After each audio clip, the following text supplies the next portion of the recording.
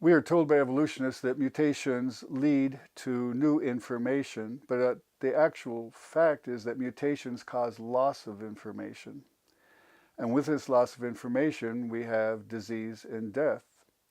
They tell us that mutations are the raw material for natural selection to choose among the mutations, thereby creating new structures, new features, and then changing from one kind to another very different kind.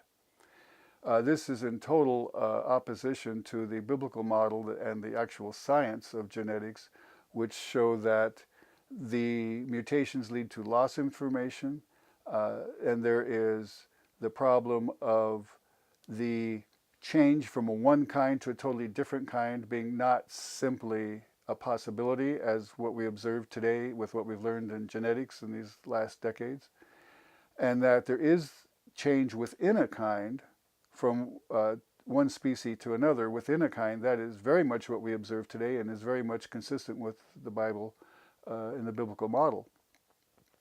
So starting from a small gene pool with mutations leading to a change from one kind to another kind by the addition information is the model that the evolutionists have put forth. And it's totally in opposition to what we see in science. Rather, with the biblical model showing that we start with a large gene pool of the many different created kinds with loss of information by migration and separation of people groups or animal groups, and then development of species with those isolated groups occurring, but change within a kind only by loss of information.